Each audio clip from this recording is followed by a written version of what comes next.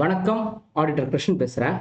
இன்னைக்கு வீடியோவில் நம்ம படிக்கிற கல்வி இது நம்ம உழைக்கிறதுக்கா இல்லைன்னா நம்மளோட வாழ்க்கையை மாற்றுறதுக்கா, பிழைப்பதற்கா, மாற்றத்திற்கா அப்படின்றது தான் இன்னைக்கு நான் பேச போகிறேன். ஸோ ஆக்சுவலி நம்ம எல்லாருமே ஸ்கூலுக்கு போகிறோம், கஷ்டப்பட்டு படிக்கிறோம். ஆனால் இதனால நம்ம லைஃப் பெருசாக சேஞ்ச் ஆச்சா? Over a period of time படிக்கிறோம், பாஸ் பண்ணுறோம், ஸ்கூலுக்கு போகிறோம், அதுக்கப்புறம் காலேஜுக்கு போகிறோம். இதனால நம்ம லைஃப் பெருசாக சேஞ்ச் ஆச்சா? அதாவது நம்ம அப்பாவுக்கு ஒரு லைஃப் இருக்குது, அவரோட நம்ம லைஃப் 10 மடங்கோ 100 மடங்கோ டெவலப் ஆயிடுச்சா அப்படின்னு பார்க்கும்போது நிறைய ஆவரேஜாக தான் இருக்காங்க. நிறைய பேர் பார்த்தீங்கன்னா ஆவரேஜாக, அதாவது அப்பாவும் ஒரு மிடில் கிளாஸாகவே இருந்து, மிடில் கிளாஸாகவே வாழ்ந்து, மிடில் கிளாஸாகவே இறந்து, அவருக்கப்புறம் அவரோட பையனும் மிடில் கிளாஸாகவே இருந்து, மிடில் கிளாஸாகவே வாழ்ந்துட்டு இருக்கிறது. அப்போது இந்த படிப்பு நம்ம படித்தோமே, நம்ம அப்பாவை தாண்டி படித்தோமே. அவர் ஸ்கூல் வரைக்கும் தான் படித்தார், அதுவும் தமிழ் மீடியத்தில் படிச்சிருப்பாரு. நம்ம ஸ்கூலை முடித்து அது இங்கிலீஷ் மீடியத்தில் படித்து, அதுவும் ப்ரைவேட் ஸ்கூலில் படித்து, அதுக்கப்புறம் காலேஜை முடித்து திருப்பி நம்மளும் ஒரு மிடில் கிளாஸ்லேயே தான், அதாவது பெருசாக சேவிங்ஸ் இல்லாமல், பேங்க்கில் லேக்ஸ் கணக்கில் சேவிங்ஸ் இல்லாமல், பெருசாக இன்சூரன்ஸ் 1 கோடிக்கோ 2 கோடிக்கோ இன்சூரன்ஸ் போட்டு வைக்க முடியாமல், ஹெல்த் இன்சூரன்ஸ் கூட கட்ட முடியாமல், ஹெல்த் இன்சூரன்ஸ் கூட போட்டுக்காம, அதாவது கரெக்டாக அந்த மாதம் சம்பளம் வருதா, அந்த மாதம் முடியும் போது தீர்ந்து போயிடும். ஸ்கூல் ஃபீஸ் கட்டுறதுக்கோ எல்லாத்துக்கும் கரெக்டாக இருக்கும், எதுவும் பெருசாக சேவ் பண்ண முடியாது. அப்போ திருப்பி நம்ம ஒரு மிடில் கிளாஸ் வாழ்க்கை தான் வாழ்ந்துட்டு இருக்கோம். அப்போ நம்ம படித்த கல்வி நமக்கு என்னத்தை பெருசாக மாற்றத்தை கொடுத்துச்சு? பெருசாக மாற்றத்தையே கொடுக்கல. அது அன்றாடம் நம்ம பிழைக்கிறதுக்கு இந்த மாதத்துக்கு ஒரு 40,000 செலவா, ஒரு 48,000 50,000 சம்பளம் வாங்குவோம். வீட்டு வாடகை, கரண்ட் பில்லு, காய்கறி, அரிசி, சிலிண்டரு, ஸ்கூல் ஃபீஸு கட்டி முடிக்கும் போது அப்படியே மொத்தமாக காலி ஆகிடும். மிஞ்சி மிஞ்சி போனால் ஒரு 4,000 ரூபாய் நிற்கும். அதுவும் ஹாஸ்பிட்டல் ஃபீஸ், அப்பப்போ ஹாஸ்பிட்டல் எக்ஸ்பென்ஸ் வந்துச்சுன்னா அதுவும் காலி ஆகிடும். அப்போ இந்த கல்வி நம்மள ஒரு மாற்றத்தை நோக்கி கொண்டு போச்சா, கொண்டு போகலையா? எப்போ பார்த்தாலும் நம்ம ஒரு அன்செக்யூர்டு இன்செக்யூரிட்டிலேயே இருக்குமே அப்படின்றது தான். அப்போ ஒரு பிழைக்க வச்சிருக்கு நம்மள, இந்த கல்வி நம்மள பிழைக்க வச்சிருக்கு. மாசம் மாசம் நம்மளுக்கு ஏதோ ஒரு பேசிக்கான ஒரு சம்பளம் இந்த பிழைக்க வச்சிருக்கே தவிர, இது ஒரு மாற்றத்தை நமக்கு கொடுக்கவே இல்லையே, நமக்கு மாற்றமே நடக்கலையே நம்ம லைஃப்ல அப்படின்றது எனக்கு நிறைய பேரை பார்த்து இந்த கேள்வி எனக்கு தோணுது. படிச்சிருக்கான், டிகிரி வாங்கியிருக்கான், கையில சர்டிபிகேட் இருக்குது, பட் இருந்தாலுமே ஒரு பெரிய மாற்றத்தை நோக்கி இவங்க போகவே இல்லையே. அதே இதுக்குள்ளதான் சுத்திட்டு இருக்காங்க. இவங்க அப்பாவும் இப்படிதான் இருந்தாரு, மாசம் மாசம் இந்த அந்த கரெக்டா இருக்கும், கைக்கும் வாய்க்கும் வாங்கன்ற மாதிரி இருக்கும். லைக் இவ்வளவு அல்ல உலகம் அப்படின்ற மாதிரி கரெக்டா இருக்கும் அவங்க சேலரி. அப்ப நம்ம நம்ம ஏன் நம்மளோட கல்வி சிஸ்டம், நம்மளோட எஜுகேஷன் சிஸ்டம் ஒரு மாற்றத்தை நோக்கி கொண்டு வரல அப்படின்னா, எஜுகேஷன் சிஸ்டம் அது இருக்கு, நம்ம தான் அதை எடுத்துக்கல. இப்போ நம்ம மீடியாக்கராகவே இருக்கணும் அப்படின்ற மாதிரி நம்ம படிக்கிறோம். ஒரு ஆவரேஜா ஒரு என்ன செலவோ அந்த செலவுக்கான வருமானம் இருந்தால் மட்டும்தான் போதும்ன்ற மாதிரி தான் நம்ம மைண்ட் செட் வச்சு நம்ம படிச்சுக்கிட்டு இருக்கோம். ஒரு பெரிய ட்ரீம், ஒரு பெரிய அச்சீவ்மெண்ட் இல்லை. ஸோ இதை நம்ம குழந்தைங்களுக்கு கொண்டு வரணும். இப்போ 8ஆம் கிளாஸ் 9ஆம் கிளாஸ் 10ஆம் கிளாஸ் படிக்கும் போதே அவங்க லைஃப் மாறணும்னா, வெறும்ல இந்த ஒரு சாதா டிகிரியோ, ஒரு பிகாமோ ஒரு எம்காமோ, ஒரு சாதா டிகிரியோ, இதோ ஒரு சாதா காலேஜ்ல ஒரு எம்பிஏ படிக்கிறதோ அது வேலைக்கு ஆக போறது இல்லை. இப்போ ஒரு பிகாம் படிச்சு ஒரு 15,000 சம்பாதிப்பேன், அதுக்கப்புறம் எம்காம் படிச்சா இன்னொரு 2,000 எக்ஸ்ட்ரா சம்பாதிப்பேன். ஒரு எம்பிஏ படிச்சீங்கன்னா, இப்ப சாதா காலேஜ் நான் சொல்றேன், நான் பெரிய காலேஜ்ல சொல்ல, பெரிய இடத்துல சொல்ல, ஒரு சாதா காலேஜ்ல எம்பிஏ படிச்சீங்கன்னா நிறைய பேர் இன்னைக்கு எம்பிஏ ஃபினான்ஸ், எம்பிஏ ஹெச்ஆர்னு வராங்க. ரொம்ப சம்பளம் 22,000 வேலைக்கு போயிட்டு இருக்காங்க.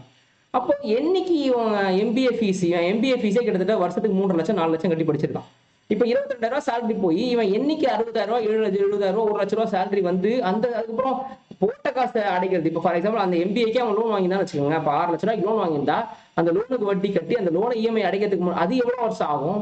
ஸோ அப்போ ஒரு பிஇ எடுத்துக்கிட்டோம்னா, இன்னைக்கு பிஇ முடிச்சுட்டு வெளில வந்தா 24,000 தான் சேலரி கிடைக்குது. நிறைய பேருக்கு 24,000 25,000 சேலரி கிடைக்குது. அப்ப பிஇ எடுக்கிறதுக்கு படிக்கிறதுக்கு அவனுக்கு ஒரு 5 லட்சமோ 6 லட்சமோ அவன் லோன் வாங்கியிருந்தான்னா, அவன் அந்த லோன் அடைக்கிறதுக்கே இன்னும் எவ்வளவு நாள் ஆகும்? அந்த மாதிரி இருக்கு. அப்ப ஒரு மீடியாக்கரான லைஃப் வாழறதுக்கு நம்ம படிக்கணுமா, நம்ம ஒரு எக்ஸ்ட்ராடனரியான லைஃப் வாழறதுக்கு படிக்கணுமா? அப்ப என்ன மாதிரி கோர்ஸ் எடுக்கணும், அப்ப அதுக்கு எவ்வளவு முனைப்பு போடணும், அது எப்பயில இருந்து படிக்க ஆரம்பிக்கணும், அது எவ்வளவு ரெடி பண்ணணும் அப்படின்றத நம்ம யோசிக்கணும். அந்த மாதிரி பேரண்ட்ஸ் பசங்களை ரெடி பண்ணணும். ஸோ அப்படி காசு தான் படிப்புக்கு விஷயமானா கிடையாது. இப்போ நான்லாம் இன்னைக்கு சொல்றேனே, ஒரு பிகாம் படிக்கிறதுக்கு என்ன செலவாகுமோ அதோட கம்மி செலவுல சிஏ முடிச்சிடலாம். நான்லாம் படிக்கும்போது அப்படிதான் படித்தேன். என் ஃப்ரெண்டு ஒரு நல்ல காலேஜில் பிகாம் படிக்கிறதுக்கு எவ்வளோ செலவு பண்ணணும், அதோட 25% கம்மி செலவுல நான் சிஏ முடிச்சிட்டேன். பிளஸ் இத்தனைக்கும் இந்த சிஏக்குள்ள ஸ்டைஃபண்ட் வேற வரும். அப்ப சிஏ முடிக்கிறதுக்கு என்ன காசு செலவாச்சோ அதை நீங்க என்ட்ரு முடிச்சாலே ஸ்டைஃபண்ட் எடுத்துடலாம். ஃபைனலுக்கு வந்து அவங்களே ஸ்டைஃபண்டே அந்த செலவு பண்ணிப்பாங்க, வீட்டுல இருந்து 1 பைசா வாங்க தேவையில்லைன்ற மாதிரி இருக்கும். ஸோ நம்ம என்ன செலவு பண்றோமோ 1 ரூபா கூட நமக்கு கையிலேருந்து செலவாயிருக்காது. அதாவது 12ஆம் கிளாஸ் முடிச்சதுலேருந்து சிஏ முடிக்கிற வரைக்கும் நமக்கு என்ன செலவாச்சோ அது சிஏ முடிக்கிறதுக்கு முன்னாடி நமக்கு திருப்பி வந்துடும் ஸ்டைஃபண்ட்ன்ற காசுல. அப்படின்னா 0 காஸ்ட்ல நம்ம ஒரு படிப்பு முடிக்க முடியும். அப்போ 21 வயசுக்குள்ள நான் படிப்பு முடிச்சுட்டேன், நான் படிப்புக்கான செலவையும் அந்த 21 வயசுக்குள்ளேயே எனக்கு ஸ்டைஃபண்டா வந்து எடுத்துட்டேன். அப்ப நான் முதல் மாசம் சம்பளமே எனக்கு சேவிங்ஸ் தான் அப்படின்னும் போது அந்த படிப்பு எப்படி படிப்பா இருக்குது. ஆனா இதுக்கு உசுரை கொடுத்து படிக்கணும். இதுக்கு சும்மா எங்க போகணும் கச்சேரிக்கு போனான்ற மாதிரி தலையை காமிச்சிட்டு படிக்க முடியாது. இதுக்கு வந்து மாங்குன்னு படிக்கணும். இப்ப 10ஆம் கிளாஸ்க்கு எப்படி படிக்கிறீங்களோ, 11ஆம் கிளாஸ் 12ஆம் கிளாஸ்க்கு எப்படி படிக்கிறீங்களோ அந்த மாதிரி படிக்கணும். ஆனா விஷயம் என்ன தெரியுமா, 10ஆம் கிளாஸ் 11ஆம் கிளாஸ் 12ஆம் கிளாஸ் மாதிரி காலேஜ் போற பசங்க யாருமே படிக்கிறது இல்லை. இப்ப பிகாம் காலேஜுக்கு போறவன்லாம் ஒரு 4 மணி நேரம் காலேஜுக்கு போறான், அதுக்கப்புறம் அவன் என்ன பண்றான்னு அவனுக்கு ஒரு கணக்கே கிடையாது. செமிஸ்டருக்கு 1.5 மாசம் லீவ் விட்டாங்கன்னா ஜாலியா சுத்திக்கிட்டு இருக்காங்க. தக் லைஃப் படத்துக்கு போறது, மிஷன் இம்பாசிபிள் படத்துக்கு போறது, என்ன பண்றது, காலைல ஏஞ்சதுல என்ன பண்றதுன்னு தெரியல. அப்படியே they are killing their time. என்னடா நான் பிகாம் படிச்ச நிறைய பேர் பாக்குறேன், என்னடா எதுவும் உருப்படியா எதுவும் பண்ணலையா, ஏதாவது நல்ல கோர்ஸ் பண்ணலாமேடா, பைத்தான் கத்துக்கலாமேடா, ஆறு கத்துக்கலாமேடானா பாத்துக்கலாம் சார் அப்படின்றாங்க. வயசு என்னடா 18 19 வயசு ஆயிடுச்சுன்னா நீ அடுத்த ஸ்கில் டெவலப் பண்ணணும். இப்போ எதுவுமே பண்ண மாட்டேன். டெய்லி 4 மணி நேரம் காலேஜுக்கு போற, தலையை காட்டுற, வர, டெய்லி புக் எடுத்து படிக்கிறது இல்லை. எப்பயாவது செமிஸ்டர் எக்ஸாமுக்கு முன்னாடி ஒரு நாள் படிக்கிற. இது பத்தாதுடா, இது டபுள் என்ட்ரி கூட உனக்கு ஒழுங்கா தெரிய மாட்டேங்குது. 3 வருஷம் 4 வருஷம் கழிச்சு வெளில வந்துட்டேன்னா உனக்கு எந்த ஸ்கில்ஸும் பெருசா தெரியாது. அப்புறம் ஏதாவது சும்மா ஏதாவது டேலி கோர்ஸ்னு போயிட்டு ஏதாவது காசு வேஸ்ட் பண்ண வேண்டியது, அதுவும் பெருசா கத்துக்கிறது இல்லை. இப்ப டெய்லி ஒரு 4 ஹவர் தான் காலேஜ் போற, மீதி நேரத்தில் ஒரு ஆடிட்டர் ஆஃபீஸுக்கு போய் ஒர்க் பண்ணலாமேடா. அவர் பெருசா சேலரி தரனா கூட ஒரு 10,000 கொடுத்தா கூட அது உனக்கு நல்லதா இருக்குமேடா. சும்மா போய் கத்துக்கேன்டா, வேலையை கத்துக்கடா, அதுக்கு தோண மாட்டேங்கிறது அவங்களுக்கு. இப்போ நான் 17 வயசுல ஆடிட்டர் ஆஃபீஸ்க்கு வேலைக்கு போயிட்டேன். 17 வயசுல நான் வேலைக்கு போயிட்டேன். 12th முடிச்சு 2 மாசத்துல நான் வேலைக்கு போயிட்டேன். நான் ஸ்டைஃபண்ட் சம்பாதிக்க ஆரம்பிச்சிட்டேன்.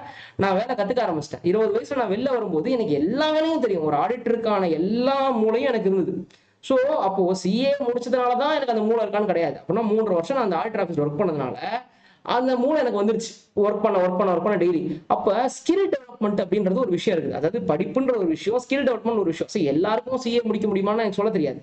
ஆனா இப்போ ஏன் திங்கிங்ல நான் யோசிச்சேன்னா, நான் ஒரு ஸ்கில் டெவலப் பண்ணிக்கிட்டேன். அவர் கூடயே இருந்து அவர் என்னெல்லாம் பண்றாரோ பார்த்து கத்துக்கிட்டு நான் ஒரு ஸ்கில் டெவலப் பண்ணிக்கிட்டேன். இப்போ எக்ஸல்ல விளையாடுறது, எக்ஸல்ல பூந்து விளையாடுறது, ஃபார்முலாஸ் போடுறது, பவர் பாயிண்ட்ல பூந்து விளையாடுறது, ஃபார்முலாஸ் போடுறது, அதே மாதிரி நல்லா பேச கத்துக்குது. ஆடிட்டர் எப்படி எல்லாம் பேசுறாரு, எப்படி கிளைண்ட் கிட்ட பேசுறாரு, அப்படி பார்த்துனே இருக்கணும். அப்படி கத்துக்கிறது மாதிரி ஸ்கில் டெவலப்மெண்ட், கம்யூனிகேஷன் ஸ்கில். உனக்கு இங்கிலீஷ் நல்லா வரலாம் கூட பரவாயில்ல, தமிழ்ல நல்லா பேச தெரியணும்ல.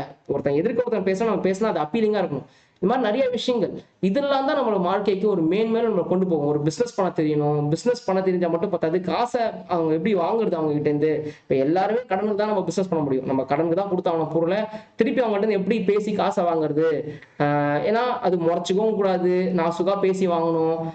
அந்த மாதிரி நிறைய விஷயங்கள் இருக்கு. இது எல்லாமே எங்கேயாவது போய் கத்துக்கிட்டாதான் வரும். நீங்க பிசினஸே பண்ணா கூட சொந்த காசை போட்டு பிசினஸ் பண்றதுக்கு முன்னாடி யார் கூடயாவது இருந்து வேலை செஞ்சு அவங்க கூட அவங்க எப்படி இந்த பிசினஸ்ல நுணுக்கங்கள்லாம் ஃபுல்லாத்தையும் கத்துக்கிட்டு இதுல என்னென்னலாம் பிரச்சனை வரும்ன்றத தெரிஞ்சுக்கிட்டு தான் வேலையாகும். ஸோ அப்போ எல்லாரும் என்னன்னா, நான் ஒரு படிச்சு முடிச்சிட்டேன், ஒரு 5 லட்ச ரூபா கூட நான் பிசினஸ் பண்ண ஆரம்பின்ற மாதிரி பேரண்ட்ஸ் கிட்ட கேட்டு அப்படி வேலைக்கு ஆகாது. ஒரு இடத்துல போய் இது என்ன பிசினஸ் நம்ம பண்ண போறோமோ அதே பிசினஸ்ல இருக்கிற ஒருத்தர்கிட்ட போயிட்டு வேலை செஞ்சு கடைநிலை ஊழியல ஆரம்பிச்சு மேல வந்து அதுக்கப்புறம் நீ அதை எல்லா தொழில்நுட்பத்துக்கு பிசினஸ் பண்ணணும். இப்போ இதுதான் உங்களுக்கு படிப்பு சொல்லி தரணும். ஒரு ஆண்டர்பிரினர்ஷிப் ஸ்கில் எப்படி வருது. ஸோ அப்போ ஆனா இங்க எதுவுமே நம்ம படிக்கல. இப்போ பிகாம்ல ஒரு 6 டிபார்ட்மெண்ட் வந்துச்சு. இப்போ பிகாம் முன்னாடி எல்லாம் பிகாம் ஜென்ரல் இல்லைன்னா பிகாம் ஹானர்ஸ் மட்டும் தான் இருக்கும். இப்போ பிகாம்லேயே 6 டிபார்ட்மெண்ட். அந்த ஆண்டர்பிரினர்ஷிப்னு ஒரு டிபார்ட்மெண்ட், பேங்கிங் அண்ட் ஃபினான்ஸ் ஒரு டிபார்ட்மெண்ட். பேங்கிங் பத்தி தெரியுமா, அவனுக்கு ஒண்ணுமே தெரியல. இப்போ பிகாம் பேங்கிங் அண்ட் ஃபினான்ஸ் படிச்சவன்கிட்ட ப்ரிவென்ஷன் ஆஃப் மணி லாண்டரிங் பத்தி பேசுறேன், அந்த பையனுக்கு ஒண்ணுமே தெரிய மாட்டேங்குது. டபுள் என்ட்ரியே தெரியல. பேசிக்கா 11th 12th படிக்கிற டபுள் என்ட்ரி அவன் பிகாம் போனதுக்கு அப்புறம் மறந்துடுறான். அப்போ இந்த படிப்பு நமக்கு வந்து ஒரு மாற்றத்துக்கான படிப்பானே எனக்கு தெரிய மாட்டேங்குது. என்னென்னவோ படிக்கிறாங்க, இவ்வளவு செலவு பண்றாங்க, செமிஸ்டர் 35,000 40,000, அதுக்கப்புறம் ஹையர் ஸ்டடிஸ் பண்றேன், எம்பிஏ பண்றேன், அதுக்கு ஒரு 3 லட்ச ரூபா கூட வருஷத்துக்குன்றான். என்னென்னவோ பண்றாங்களே தவிர இந்த படிப்பு அவங்கள ஒரு மாற்றத்தை நோக்கி கொண்டு போறது இல்லை. ஸோ படிப்பை மாற்றத்தை நோக்கி கொண்டு போகாதனால அந்த படிப்பை நம்ம படிச்சும் பிரயோஜனம் இல்லாமல் போகுது. ஸோ தயவு செய்து என்ன படிப்பு உன் வாழ்க்கையை மாத்துன்றது புரிஞ்சுக்கோ. நான் சொன்ன தெரியுமா, செலவுலாம் பெருசா பண்ணல, தமாத்துண்டு செலவு தான் பண்றது. ஆனா அதுவே என்னோட வாழ்க்கையை மாத்திருச்சு. என்ன காரணம்னா கரெக்டான படிப்பை படிக்கிறோம். அது எங்க நம்மளை கொண்டு போகுது, அதுக்கு ஒரு பாத் இருக்கு, அதுக்கு ஒரு வழி இருக்கு. அந்த வழியை நோக்கி போகணும். யாரும் சீக்கிரட்டா வெளில சொல்றதே கிடையாது. எல்லாரும் ஜெயிச்ச சீக்கிரட்டா வெளில சொல்றது இல்ல. சீக்கிரட்டா சொல்றாங்க ஆரம்பிக்கிறோம், சீக்கிரம் சொல்றது கிடையாது. அது மாதிரிதான். சோ அப்போ அதை நீங்க தான் கண்டுபிடிக்கணும். இப்ப யார் ஜெயிச்சிருக்காங்கன்னு பார்த்து அவங்க பின்னாடி போய் அவங்க கிட்ட இருந்தே கெஞ்சி கூத்தாடி அது சீக்கிரட்டை வாங்கி அப்படிதான் பண்ணணும். இப்போ நான் எனக்கு யார் சிஏ படிக்க வழி போட்டு கொடுத்தானா, யாரும் ப்ராப்பரா வழி போட்டு தரல. ஆனா ஒரு ஸ்டேஜுக்கு நான் ஒருத்தர் பிடிச்சிக்கிட்டேன்.